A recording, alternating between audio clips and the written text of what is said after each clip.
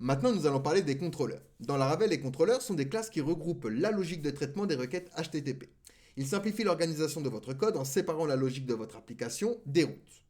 Les contrôleurs gèrent les requêtes entrantes, interagissent avec vos modèles pour récupérer ou manipuler des données et renvoient des réponses, souvent sous forme de view ou de données JSON. Pour créer un contrôleur, on va ouvrir notre terminal et on a une commande d'artisan qui permet de créer un contrôleur. On va faire un PHP artisan make contrôleur. Et on va lui donner un nom. Donc par exemple ici, product contrôleur. Et j'appuie donc entrée. Et ici, dans app, si je vais dans HTTP, j'ai bien ici un product contrôleur qui a été créé. Donc ici, je vais pouvoir à l'intérieur définir différentes méthodes qui correspondent à des actions que l'on souhaite réaliser. Par exemple ici, je vais créer une public function que je vais appeler index. Et ici, il va venir return tous les produits, par exemple. Hop et hop. Et donc maintenant, si je retourne au niveau de ma route, ça, on va se l'effacer.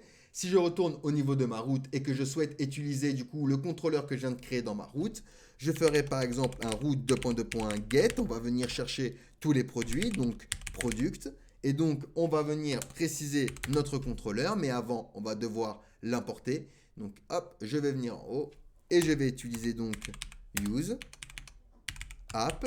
On va aller dans HTTP. On va aller dans controllers et on va aller chercher notre contrôleur, du coup, product controller. Hop, nickel. Et donc, maintenant, on va pouvoir le préciser juste ici dans notre route. Et ici, donc, je vais ouvrir mes crochets et on va préciser donc product controller, classe. Et si je veux accéder à ma méthode que j'ai créée, donc, qui s'appelle index, et ben je vais faire virgule index, tout simplement. Et je peux renommer, par exemple, ma route. Donc ici, on va utiliser name et ce sera product.index. Hop. Et hop. Et donc là, j'ai réalisé une route qui prend en compte du coup mon contrôleur juste ici. Hop, nickel. Alors, une petite erreur à mon avis, ça doit être au niveau... Ah oui, tac, je l'ai importé 2 fois. Nickel. Parfait. Donc voilà pour les contrôleurs. Pas plus compliqué que ça va être simplement des classes qui vont regrouper la logique pour éviter de le mettre dans le dossier web, donc dans nos routes. À savoir qu'il y a deux types de contrôleurs. Lorsqu'on a créé notre contrôleur ici, tac, par exemple, hop, on va l'appeler ressource contrôleur, on l'appelle comme on veut, hein, mais à la fin, je peux faire deux tirets ressources, comme ceci. Alors, le fait de faire ça, c'est que Laravel propose des contrôleurs de ressources qui permettent de gérer facilement les actions du CRUD, create, read, update, delete. Vous savez, les 4 opérations qui nous servent à communiquer avec une base de données. Et tout ça en utilisant une seule ligne de code. Et du coup, lorsque je fais ceci, eh ben, ça va me créer, vous voyez, un contrôleur, ressource contrôleur. Et à l'intérieur, regardez, je vais avoir un contrôleur prêt à l'emploi pour mon CRUD. Vous voyez, avec destroy, update, edit, show, store, create, etc.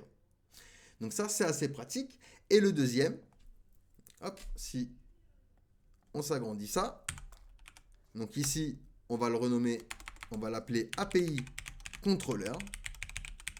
Donc l'API Controller, c'est pour les applications qui sont basées sur une API, qui vont pouvoir créer des contrôleurs API en utilisant cette option et qui créent un contrôleur sans méthode de rendu en vue. Et donc ici, par exemple, on va faire deux tirets API. Donc même histoire, il me crée mon contrôleur API Control et ici, je vais avoir, vous voyez, mon contrôleur prêt à l'emploi pour mon API. Mais ici, il n'y aura pas de rendu de vue. Donc voilà pour les contrôleurs. Les contrôleurs sont des éléments de Laravel qui servent à organiser la logique de notre application, ce qui rend le code propre, facile à développer et facile à maintenir, et il nous permet de gérer les requêtes de manière structurée et modulaire. Pas plus compliqué que ça. Allez, posez-moi des questions si vous en avez, sinon on va pouvoir passer du coup à la suite.